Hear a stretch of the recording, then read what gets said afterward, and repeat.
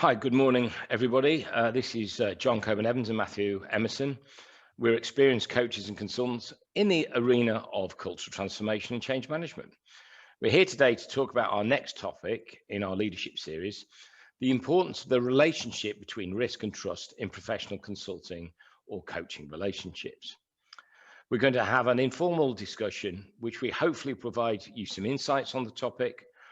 Our intent is to trigger some deeper thinking and have some considerations that we both use in our respective practices.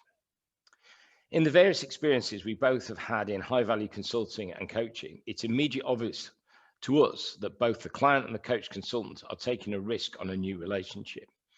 That risk arguably needs to be acknowledged and quantified against the mitigating trust that both parties have in each other. So without further ado, I'd like to bring Matthew in. So Matthew, what are your initial reflections on the topic? Hi, John. Thanks. Yeah, I think when we initially discussed this topic, acceptance, as you say, of risk in business is part of the course. I think most business leaders understand or at least spend time identifying, managing risks. And I think this type of relationship is no different to that. So I think it is just a matter of fact of business that risk exists. It's not an ugly word. It's a natural part of business, but I think it comes in different guises. So for me, the initial reflections were really around what types of risks are involved in this particular type of dynamic with coaching and consulting work, as you say, both from a client, a buying side and a supplying side, and where then for the mitigating factors of risk, how can you use or establish trust as a way of being clear on quantifying that risk and hopefully being comfortable to proceed. And I think this is where the relationship, particularly in this space between risk, both again, acknowledgement, acceptance of the types of risks you want to take, really marries up with then trust. And a lot of the initial stages of a consulting or coaching engagement are personal or relational, and really rely heavily on building trust throughout those early stages, and then maintaining it as part of risk management, but also as part of performing the engagement. Yeah, indeed, actually, we both experienced situations in our careers that it's really a fine line, isn't it, between risk and trust, and actually navigating that line is quite difficult. It may seem obvious, but it isn't always. So what do you see are the specific risk features associated with coaching and consulting? I think they're categorized in the same way that perhaps other risks are. So you've got for me, financial risk always, but I think maybe that's further down the spectrum, if you like, or further down the list from this angle. I think there is fundamentally a reputational risk, I think, for both parties, all parties involved. On the buying side, if I put myself in a client's shoes, looking to engage somebody, especially for the first time, if this is a new relationship, I'm looking to engage a coach or a consultant or somebody in this capacity, there is a risk on my own personal reputation in terms of getting that right, and also then the reputation of my business, both internally but potentially externally as well, depending on what the specific aspects of the engagement are to be about. So I think reputational risk exists. I think, again, we'll perhaps get onto a bit later, being really clear on what that really looks like, measuring it in a sense, being able to at least scope it, and then understanding how that's going to be managed in some way if it's required is important. And then actually, probably once you've got past that, if you can get past that, I think the operational risks are there and usually appear in some form in these different pieces of work. And by operational risks, I think of being disruptive. So if that's a coaching or a consulting engagement, typically you're looking to have an influence and impact and change something that's happening, whether that's behavioral or mechanical, operational in the business. So there is always a sense of disrupting the operating environment, either through taking up people's time as you go about your business, or as I say, changing the way things are done. So I think those traditional categories of sort of reputational, operational, financial risk carry weight, I think they come with their own specific flavor when we get into coaching and consulting. Okay, thank you very much indeed. So obviously, yes, the answer was very rich there, and it was in 3 parts. If we park the financial risk for the moment, if we look at the 2 others, there was, as you mentioned, there was the reputational risk and the operational risk. If possible, maybe if you can go into greater depth on each. So if we take reputational risk to start with before operational risk, obviously you're very successful at what you do, Matthew, so you've managed to navigate a path through that. What are the sort of things, what are the sort of triggers that might actually think there's a problem here? Because I think our listeners would like to know that, because they may be in a similar situation or on the other side of the dividing line, shall we say. Yeah, so I think if you take reputational risk from both angles, so certainly for myself and my business, if I think about embarking on a piece of work with a client, my informal or formal assessment of the reputational risk might be around what kind of business is the client organization in, understanding a bit about the individuals that we're engaging with, the senior leaders of the organization, the people who lead that business, getting a sense of their intentions. So I think this is where we start to marry up with trust and having trust in both the nature of the business that we're dealing with and the nature of and motives of the individuals concerned. If, for example, we're getting into conversation and typically, and I speak from a perspective that we typically engage in work that is, let's say, more future-oriented, positively geared, if you like, towards growth or developing organizations for the better. If we feel that the nature of the business is perhaps not, doesn't fit with our values, or the specific intentions of the business leaders are maybe contrary to what they're presenting or contrary to how we work, that for me would be a flag around risk being high, and perhaps it's going to be a longer road to develop the trust we need to get this work done well. And I think similarly on the flip side, although if I put myself in a potential client's shoes, a buying side shoes, I think the reputational triggers or aspects that you're looking for perhaps focus more then on history and sort of, where has this person or this business, the supplier, done this work before? What kind of impact have they had? How is that going to make me look or our business look if we go down the same sort of road? So I think there is sort of more of a historical reference point there in terms of by embarking on this relationship, am I, as a buyer of consulting or coaching services, likely to come unstuck, if you like, reputationally, and I can only really then go back to what I can observe having happened before. Okay, that's very powerful. So it sounds to me, in a nutshell, we're really talking about alignment of values when we're talking about reputational risk from both sides. I think alignment of values and intentions, and I don't mean to be semantic around sort of intentions and motives and values. I think they're obviously related. For me, I think if I think about somebody looking to engage a coach or a consulting business, there's a number of key aspects of trust, and certainly making sure that the motives for doing the work and that the intention of the work, that you're entirely aligned on the intended outcomes, is really important. So I think that probably sits alongside alignment of values. I think values is sometimes in the initial stages of engagement, sometimes hard to find examples or ways to demonstrate that your values are entirely aligned. And that's why I sort of go back to maybe historical reference points in terms of how you've conducted your work. But I think somehow the alignment of values coupled with very clear alignment of motives or intentions, I think is important. Yeah, okay, that's a lot clearer then. And I see the point about there is subtle difference between the intentions and the values. What about the operational risk you referred to earlier on, Matthew? Yeah, so as a first observation, I was reflecting on, in preparation for this conversation, I was sort of reflecting on the different engagements we've taken. And certainly, again, from the client side, there's always a consideration of time. How much time do you need from who to actually make this work? And usually there's a bit of pressure on limiting that time or kind of playing that time down rather than dialing it up. We have had the opportunity in some cases where, organizations or leaders of the organizations are willing to give more time, but typically the pressure is downwards to reduce the amount of time people need to spend. Of course, always wanting more outcome or a higher impact.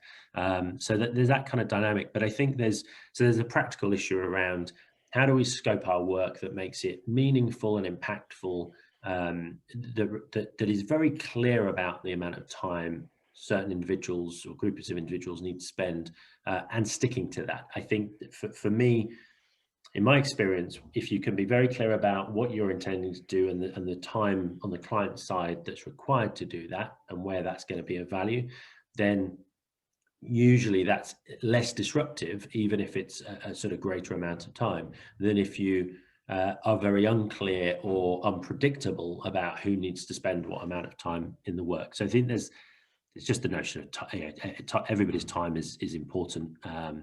And I think being clear and upfront about that is equally important. But there's a broader piece around the operational disruption. It's sort of how you're making people feel. Are you having an impact on what they're doing? And again, depending on the nature of your engagement, it's often intended that you are going to disrupt the way things are working. And rather than that being blind or kind of unpredictable, I think the best we can do is to make sure that we're very clear on the intent and the scenarios, if you like, that could be played out in terms of that disruption. Similar with what I said about the topic of risk overall, you can't dismiss it. You can't sort of set it to zero. It does exist. There is a level of disruption. I think there's really a necessity to be very clear about what you're expecting that disruption to be, and then managing that as a part of the change.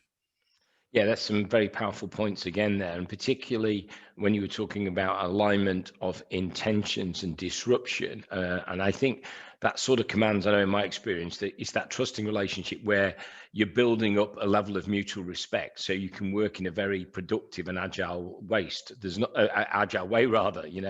It's not acceptable to waste people's time. So that's very important. So just sort of rounding this part of this little section, shall we say, off, just at financial risk, without getting into the whys and wherefores of things like, billing, cash flowing, factoring, and all the sort of discrete financial aspects. One of my experience around financial risk is around scope creep, i.e. there's a misalignment of expectations on what is expected for the money, and we know as consultants, it's possible to pay by the hour in certain cases. It's possible to pay for a package or predetermined amount of work. In my experience, that's one of the areas where there can be huge financial risk, and I've seen it at a corporate level in my previous corporate life, and I've also seen it in the work that I do in terms of making sure that you don't overcommit to something because of scope creep, because we've all got to make things work financially. So what's your experiences and reflections then, Matthew? Yeah, I think they're all valid concerns, if you like, or things that need to be addressed. We've tried particularly hard to remove the ambiguity around pricing.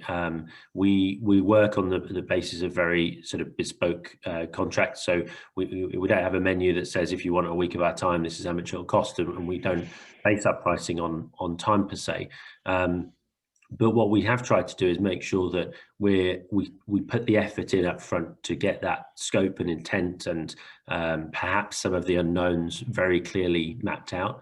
And then price accordingly. I think there's a huge amount of debate within coaching and consulting circles, which some listeners may like to hear more about, and others will be switched off by. But what is the right approach for pricing up coaching and consulting work? I think there's arguments on all different sides of that. But the reality is that from a purchasing point of view, you want to know that you're getting value for money. So I think that the link again back with trust is have I. Do I believe that spending X amount of money is going to lead to the outcomes that I'm being told, where we'll end up? Is that credible? And is that in the context of my business? Is that where I want to be? And again, does that represent value for money? So the financial risk, I think, comes a lot down to credibility of what's on the table. And if I'm on a buying side of this, and I think as a business leader, how do I get comfortable with the financial risk? I would also look to be sharing that with the provider, and some of that might be about sharing the financial risk. If X outcomes don't appear, the pricing is different, or it might be, I don't really know what the outcome should be. I don't really know what the scope of work is, so let's discuss that more, because I'm not clear on why it would cost 5, 10, 20, whatever the number is, because I just don't know. That's not something to be fearful of, and I don't think that should be a blocker for engaging in the conversation. I think it should be something that's worked up in collaboration with the provider, and I would challenge any consulting or coaching provider to sort of step into that conversation and again accept and acknowledge the risk that both parties are taking and come up with some creative solutions for that. Yeah, some very good points there. I think without wanting to turn people off on this particular topic, I think for anybody getting new into the area, particularly if they've got a functional background, it's probably worth giving it some thought, but not necessarily overly thinking it, because there might be some level of experimentation. And I think your last point, Matthew, about stepping into the conversation, and particularly, having a share of openness, shall we say, around the shared risk there is always beneficial in my experience. Nobody likes surprises, nobody likes negative surprises particularly. So I think that's a point very well made. So moving on, I was conscious, actually, I saw a recent blog from you the other day about the potential conflict between authenticity and results driven. Obviously, we live in a very results driven environment these days, which is important. And it can be tough for leaders to actually balance that level of results orientation, one word with being authentic, right? It sounds to me as though there are some parallels there, particularly with authenticity, around this whole risk-trust relationship. I personally believe that it is possible to be a driven leader and a driven manager and be authentic. But if you've got any further, reflections, in that context, or in the context of what we're talking today about, Matthew?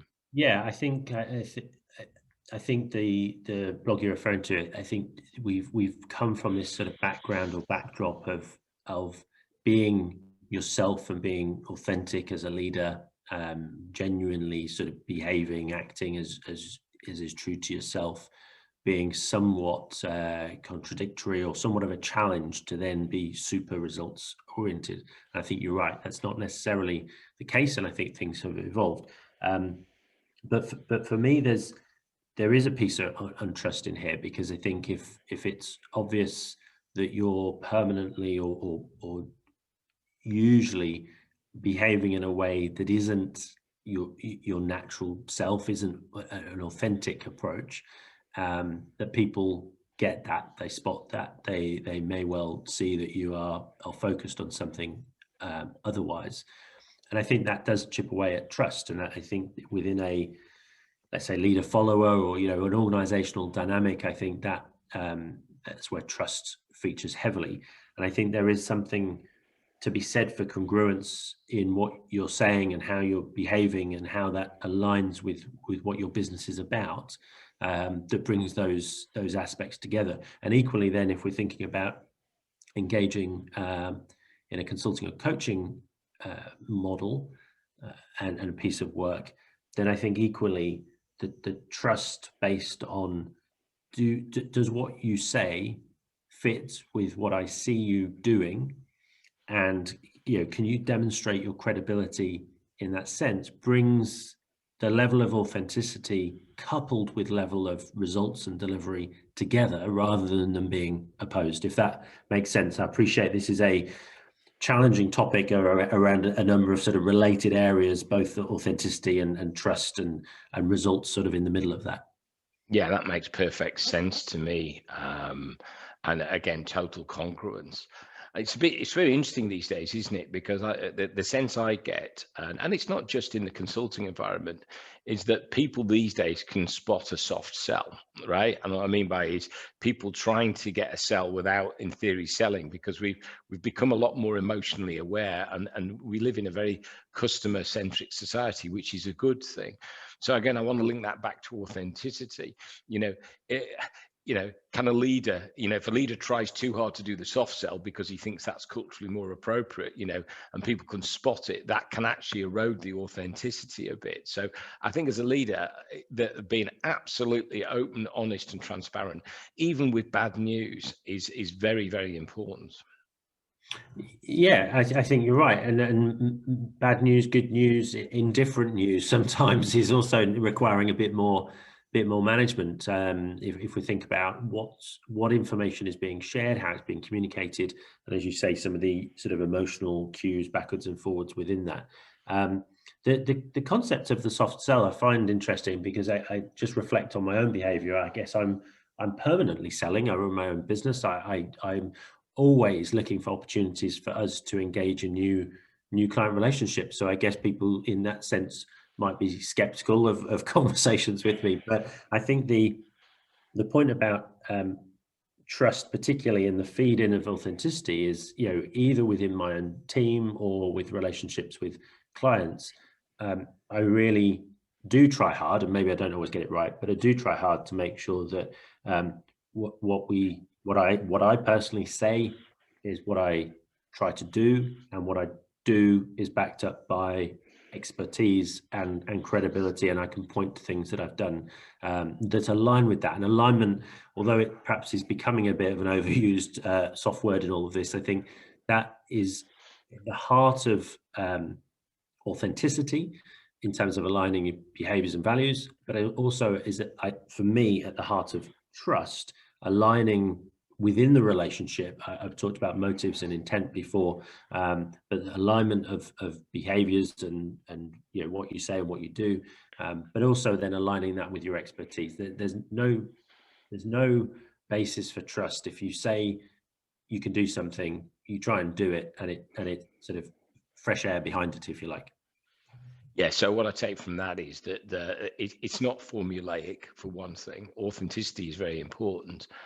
And it's just one of those things that you will develop and build over time. And remember, it's communication. They always say is about the receiver, isn't it? Because if the receiver doesn't know what he's going to receive before he gets it, so it's always incumbent on the person, I think, in this case, who is offering the service, to make sure that they are building trust and they are authentic all the time, because as I said earlier, the receiver doesn't necessarily know what they're about to receive. So just switching gears slightly, Matthew, if that's okay, just going back to the tenet again of risk acknowledgement and trust building over relationship.